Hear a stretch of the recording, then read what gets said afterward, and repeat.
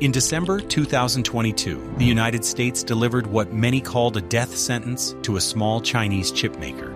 Cambricon was blacklisted, cutting it off from the critical tools and factories it needed to survive. Most experts predicted the company would collapse within months. But instead of folding, Cambricon did the unthinkable. By 2025, it reported 2.88 billion yuan in revenue and 1.38 billion yuan in profit in just 6 months. How did a company on the brink of extinction turn sanctions into its greatest weapon? This is the story of two brothers, a bold vision, and a company that defied the odds to become one of China's strongest answers to Nvidia. The brothers who dreamed big.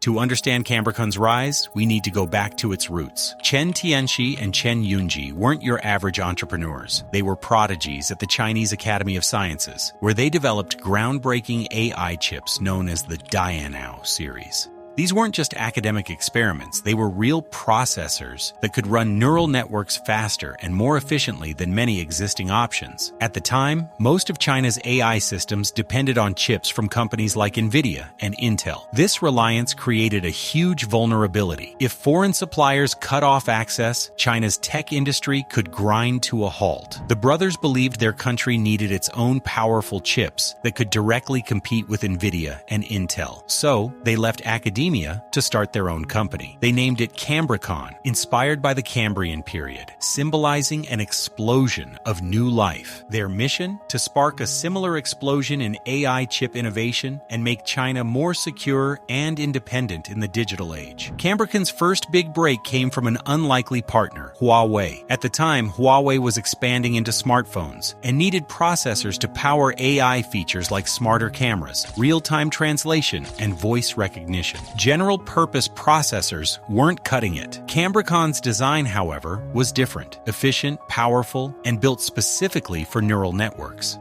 On paper, the partnership seemed impossible. Huawei was a global leader with strict standards, while Cambricon was a young startup with no commercial track record. But when Huawei tested the chip, it delivered. In 2017, Cambricon's processor was integrated into Huawei's flagship Kirin 970 as the neural processing unit. This wasn't a small trial. It shipped in millions of devices worldwide. The impact was immediate. Huawei's phones gained advanced AI features, while Cambricon proved its chips could perform at scale. Investors noticed. Cloud providers started asking questions. Overnight, Cambricon went from an academic spin-off to a billion-dollar chip maker, the perfect storm. By 2018, three powerful forces were aligning in Cambricon's favor. This momentum didn't come easily. Every deal was a struggle to prove themselves against global giants, but it paid off. First, China's Made in China 2025 plan made semiconductors a top national priority. Leaders saw reliance on foreign chips as a strategic risk, one that could cripple the country if export controls were tightened. Second, the demand for AI hardware was exploding. General-purpose CPUs couldn't handle the heavy lifting of AI tasks, but specialized accelerators like Cambricon's chips could. And third, US-China trade tensions were heating up, making the push for domestic technology even more urgent. Cambricon was perfectly positioned. Its processors were tailor-made for AI workloads, and its mission aligned with China's push for tech independence. State-linked funds and major investors poured in capital, giving the company the resources it needed to scale. Universities began adopting Cambricon chips for research, and state-owned firms started testing them in real-world applications. Momentum carried Cambricon to its IPO in July 2020 on Shanghai's Star Market. The company raised nearly $370 million, and its stock surged on the first day of trading, even though it was still losing money. Investors saw it as a cornerstone of China's AI future.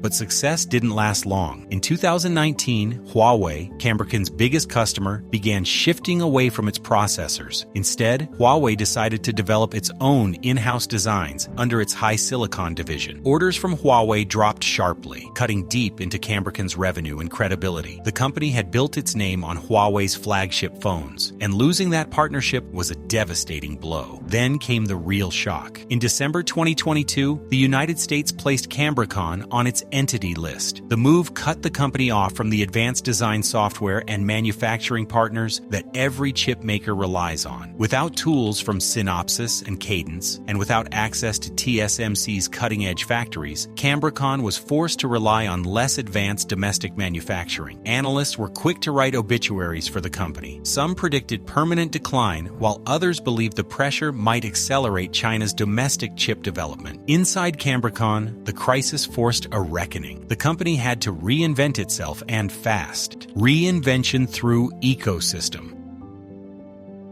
Cambricon's pivot wasn't just about survival. It was about building a moat that couldn't be sanctioned away. The company looked to Nvidia for inspiration. Nvidia's dominance in AI chips didn't come solely from its powerful GPUs. It came from CUDA, their software platform. Think of it like a specialized operating system for AI. Developers write their code for CUDA, and it runs seamlessly on Nvidia's chips. Once a company builds their entire system on CUDA, switching to a different brand is incredibly expensive and difficult, locking them into Nvidia's ecosystem. That's the real competitive advantage. Cambricon decided to create its own version of that moat for China. It invested heavily in developer tools, documentation, and education, making it easier for local companies to adopt its hardware. Partnerships with major players like Inspur, Alibaba Cloud, and Tencent Cloud integrated Cambricon chips into AI servers and cloud platforms. Domestic AI models from companies like DeepSeek and Tencent began optimizing for Cambricon's architecture. This wasn't just a technical pivot, it was a strategic shield. Even if competitors built faster chips, Chinese developers and companies would face high switching costs that kept them loyal to Cambricon. The company positioned itself as the Android of AI chips in China. Not just hardware, but a full platform. Record growth.